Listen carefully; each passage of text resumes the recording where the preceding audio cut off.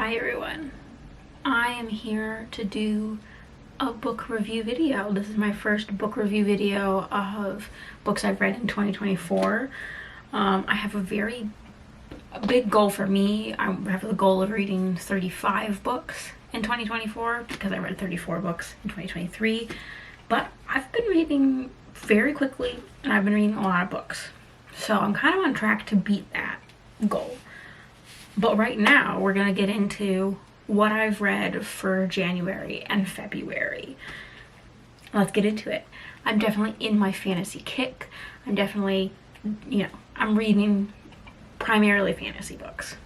So if you're not into fantasy books, come back for another video when I'm reading more romance books or such like that. Or stick around and maybe one of these books will intrigue you and they can be your little gateway into fantasy reading, romantasy reading, because I'm a big fan. First, we're going to start off with the one that's not, it's the unique ones. We have Lore Olympus. This is volume 2. This one's volume 1. So Lore Olympus is a modern retelling of the Persephone and Hades myth, but as a graphic novel. Okay, so Lore Olympus is by Rachel Smythe. She has a bunch of different volumes. I read the first volume and the second volume, and then I started the third volume but didn't finish it. It's really good. I read them in a day. They read really quickly because it's a graphic novel, but they're really nice. So volume 1 I gave a 5 out of 5 rating, and volume 2 I gave a 4.5 out of 5 rating. Both of these I love, and I think that if you're interested in modern retellings, feminist retellings of mythological stories, especially the Persephone and Hades story, because I feel like that's a really well-loved story, especially retellings of it, you will love these so much. And there's more coming out as of, I think the most recent one just came out or something like that. So there's 5 volumes, maybe 6. So you can just kind of demolish these and read them. And I love them. So, plus they're so pretty. That's a stunning cover. The next books. We're going into the books, the novels, the very long, some of them are very long. So just, bear that in mind. But first things first, we're gonna go in with the standalone novels that I've read because I've been loving them. Technically this is part of a series, but it is the beginning of the series and this just came out. So it's basically a standalone right now. This is To Kill a Shadow by Katherine Quinn. And it follows Jude Maddox. He's the lead of the Knights of the Eternal Star, who are a group of knights that have to go into this thing called the Mist, which is basically where your nightmares come alive. And the last time he went in, he was the only one to survive, and he's the only one that's ever survived the Mist. And so he's building together another team to take into this Mist, and he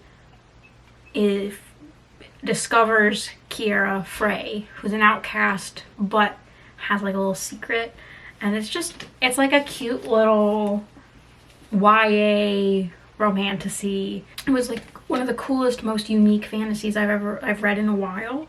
There's a twist that was crazy, and I was not expecting it, and I'm really excited and hopeful for the next book to come out in this series.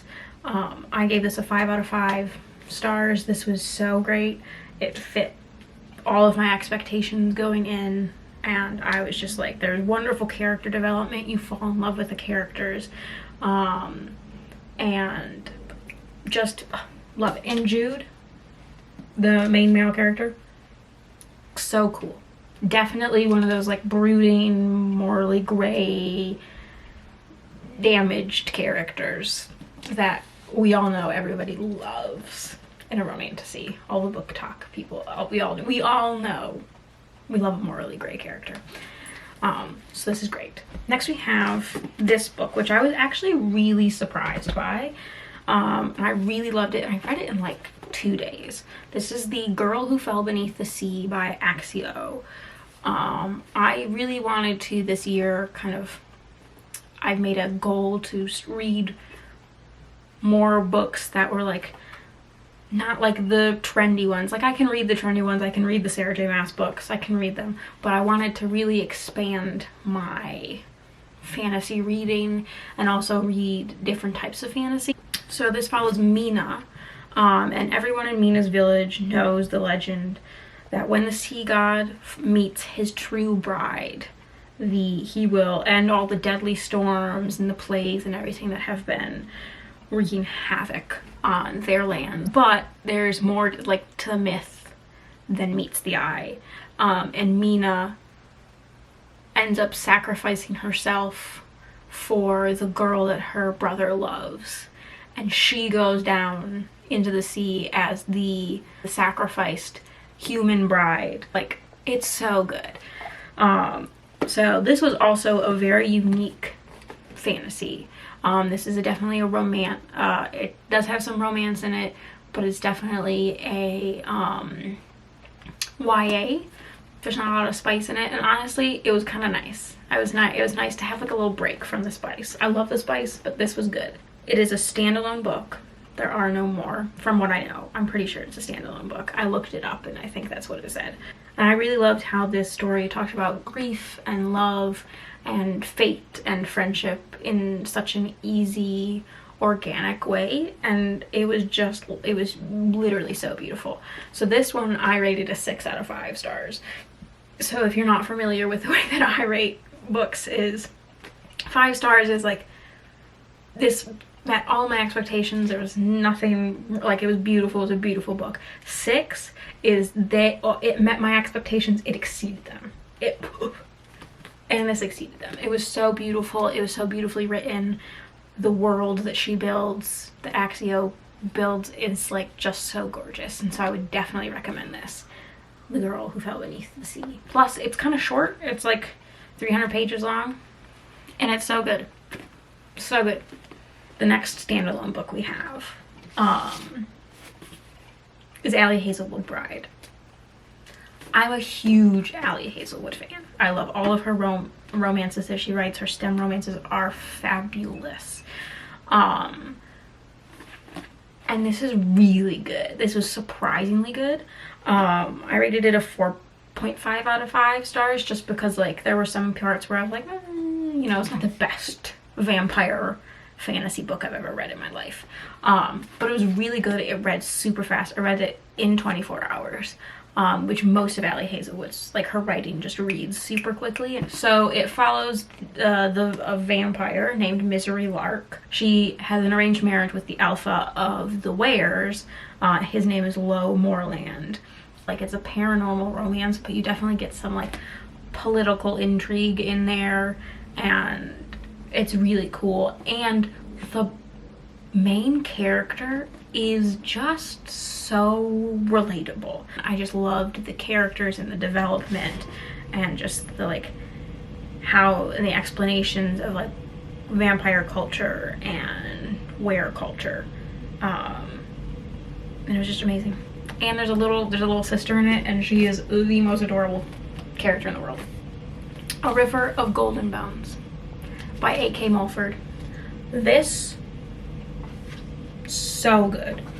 So this is like a queer romantasy. It definitely handles a lot of like discovering gender fluidity and your gender identity, and I loved it. It is so good. This is another 6-star read. I lapped this up. I devoured it. I was in love with all of the characters right off the bat. You just like fall in love with them. It's so well done. So twins Kala and Briar have spent their entire lives hiding from the powerful sorcerers who destroyed their kingdom and killed their parents. Kala is a secret. Everybody knows Briar exists, but nobody knows Kala exists. Briar is the Crimson Princess. She's going to marry Prince Grey, but then she goes down. Everything hits the fan. and so many things go wrong. And that is where I will leave you with that. It is so beautiful. It is one of the most beautiful representations of gender fluidity and gender identity that I've ever read in a book. It like made me cry. Like, it was so heartwarming, and I loved every second of reading it. It is the first book in a trilogy that she will be writing, but this did come out in 2024 or 2023, one of those, so we might have to wait a long while or a while for the second one. But it's so good, and I would 1000% recommend reading this, because it is just a beautiful, unique fantasy story that like explores all of these very important topics, but within a werewolf, like were community. And I just like, it's so cool, and I love it so much. And Kala is so cool. So definitely would recommend this so much. Next ones, we're gonna tackle the Sarah J. Maas. All right, I read 2 Sarah J. Maas books this, or in 2024. I read this bad boy, this thick book, this like 800 page fucker, this 800 page thing. As you can tell, I have lots of feelings about this book. This is House of Sky and Breath by Sarah J. Maas. If you know, you know, the end of this book ruined my life. Not ruined my life, but just like, when I tell you I ranted to my boyfriend for minutes. It felt like hours, but it was definitely minutes. But I, like 10 minutes, 15 minutes, I was just like, ugh, I can't believe she did this. Oh, after these 800 pages, she did that to me in those 100, because you know, if you read Sarah J. Maas books, those last 100 pages are just soul crushing. Rips your heart out, and it's just there in front of you, and you're like, oh, so this is how I have to feel. It's really good. I rated a 6 out of 5, much to my, not chagrin, but I just like, I was like, oh. The ending is fantastic. I'm not gonna really, it's really just like the explanation of this, because I don't want to spoil anything, because her books are very connected, and this is the second book in the series. It just follows Bryce and Hunt's story after the events of the first Crescent City book, House of Earth and Blood. And they kind of, you know, they're trying to get back to normal after the events that happened in the first book, but then they're kind of pulled back into the chaos, and they have to choose whether they want to stay normal and, you know, in a normal, regular life, or if they want to fight for their world, kind of a thing. Really good. Really good. Heartbreaking. Ripped my heart out. Like, it was crazy. But yeah, so that's all I'm going to say about that. So if you want to read Sarah J. Maas, I recommend reading ACOTAR first, or Throne of Glass. Throne of Glass is probably my favorite series. I just haven't finished it yet because it's a long series, because it's complete. ACOTAR is really good. And moving into that, I hadn't finished it until end of February, when I finished this bad boy. And when I tell you, this was good, this was amazing, this was spectacular. It took me a while to get into the characters and to fall in love with Nesta, I'm gonna be honest, because what this book does is it follows Nesta as opposed to Feyre. The first 3 books in the ACOTAR series follow Feyre and her story and the trials and tribulations that follow her. This one is the 5th book. That's 4. Is the 5th book.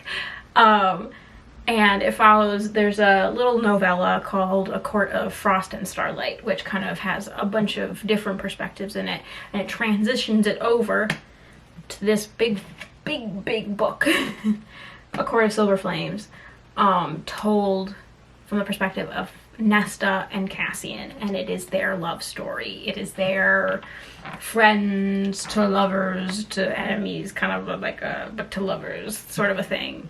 And it's really good. You really have to get into it, and you really have to understand that, like, this is told from a different perspective. So if you really liked characters in the first 3, they're not going to be seen the same way in this one, because it's not told from it's not told from Feyre's perspective. By the end of it, I was eating this shit up. Eating it up. This is definitely a 6 out of 5 stars. Like, this was good. And I can see why everybody loves it now. I can indeed see why everybody loves this book, because it's so good. And that's all I'll say about that, because again, this is the 5th book in the series, so I'm not going to tell you everything about it. I'm just going to tell you it's really good. And then it follows Nesta and Cassian and their story, but also it's mainly Nesta and her story in, like, handling her grief and handling just all of the things that happened in the 3rd book and dealing with it and just kind of like becoming a better person and stuff. And honestly, so good. The last 2 books that I'm going to talk about are my latest and greatest obsession. I am obsessed with these. I'm obsessed with this author as well. We Hunt the Flame by Hafsah Faizal. I think I'm pronouncing it correct. If I'm not, I'm really sorry. I love you still. This, and then this is a duology. So we have We Hunt the Flame, We Free the Stars. It is just, it's so beautifully written. These are books that I read. I listened to the audiobook, just the regular audiobook, and they're so beautiful. The people that narrate it have some of the most calming voices in the world. So I will tell you about the first book, the premise, and then obviously the second book just follows the events of the first book. So We Hunt the Flame follows Zafira, who is the, like, elusive, the hunter. Everybody knows her as the hunter, but they don't know it's her. They think it's a man. And so when she is tasked to go to this island called Shar, which is where all the magic has been kind of kept, like, secured, and for, like, generations, she reveals herself as a woman, and everybody's like, ah, women can't do anything, right? But it's great. And she goes to Shar and she's doing her thing. And then it also follows Nasir, who is the crown prince, who's in Hashashin.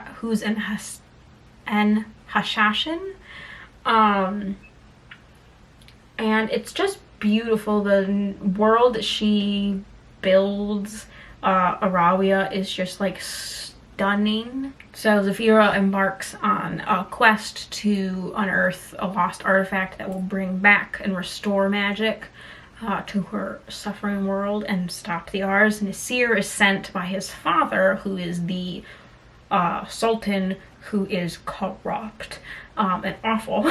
And Nasir is sent by him to kill the hunter and retrieve the artifact and bring it back so that nobody will restore magic, or so the dad can restore magic by himself, kind of a thing. And it is great. I think that Hafsah Faizal is one of the best authors I've read in a while. These were both 5-star reads. I think they probably deserve a 6-star, but I'm gonna be honest, all of these books I've been reading, I've been eating up, I've been loving. So the rating system is kind of a bit crazy. But yeah, those are the last ones. I hope you enjoyed this video. Make sure you comment down below what books you have been reading lately. Let's get a little conversation going. I love talking about books. You can follow me on Instagram. I just made a new Bookstagram account. It'll all be linked down below. Thanks to my sister, who's always watching this, so I know that you're at this end, and I love you, Hannah, and you are amazing.